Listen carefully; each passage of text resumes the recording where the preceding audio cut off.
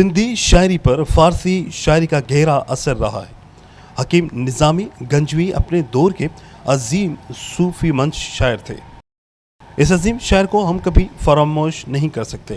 ایسا اظہار خانہ فرنگ سینٹر ایران کے ڈائریکٹر رضا پارسا نے منعقدہ سیمینار سے خطاب کرتے ہوئے کہا۔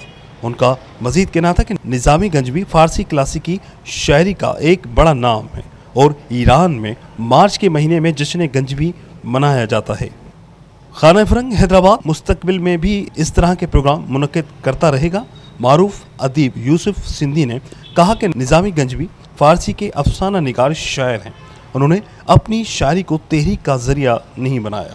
معروف ادیب نصیر مرزا نے کہا کہ فارسی اور سندھی ادب کا گہرا تعلق رہا ہے۔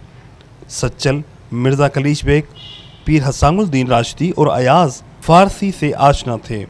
اس موقع پر فہیم نوناری اور اسد جمال نے پروگرام پر اپنے خیالات کا اظہار بھی کیا۔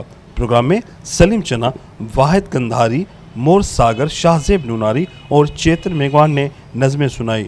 دھونیوں سے بات چیت کرتے ہوئے پروگرام میں شامل مہمانوں کا کہنا تھا کہ خانہ فرہنگ اسلامی جمہوریہ ایران حیدرآباد، یہاں آج جو تقریب منعقد ہوئی ہے وہ ہے داستان گو عظیم فارسی شاعر حکیم نظامی گنجوی صاحب۔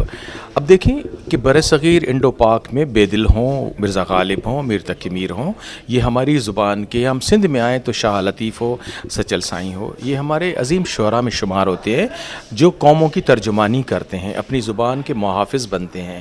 تو آج کی جو تقریب ہے وہ 608 عیسوی سے تعلق رکھنے والی شخصیت حکیم نظامی گنجوی صاحب کے متعلق ہے، جو اپنے فارسی میں بے بہا اشعار ہم سب کے لیے اور دنیا میں روشنی بکھیرنے کے لیے چھوڑ گئے ہیں۔ یہ سیمینار نظامی گنجوی صاحب پہ ہوا ہے، تو نظامی گنجوی فارسی شاعری کا بہت بڑا نام ہے، اور یعنی اپنے حکیم فردوسی کے بعد داستان گوئی میں نظامی گنجوی کا نام جو ہے وہ ایک دوست زرین کوب نے کہا ہے کہ نظامی گنجوی کو 5 گنج ہے، اس کے بعد کے شاعروں نے اس کی ساری پیروی کی ہے۔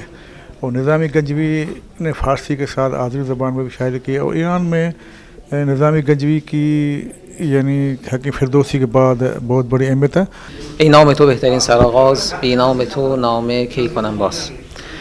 نظامی گنجوی شاعر فارسی قرن 6 هجری شمسی است که همرده شاعرانی چون فردوسی و سعدی در ادبیات فارسی به شمار میره. نظامی به خاطر اهمیتی که و سبک جدید شعرگویی که در ادبیات فارسی داشته مورد توجه همه شاعران فارسی زبان بوده و بسیاری از شاعران کشورهای دیگه و شبه قاره هم از اون تقلید کردن و به سبک شعرگویی او مثنوی‌هایی سرودن. مهمترین اثر نظامی گنجوی 5 گنج نظامی یا خمسه نظامی هست که عبارت است از مخزن الاسرار، خسرو و شیرین، لیلی و مجنون، 7 پیکر و اسکندرنامه.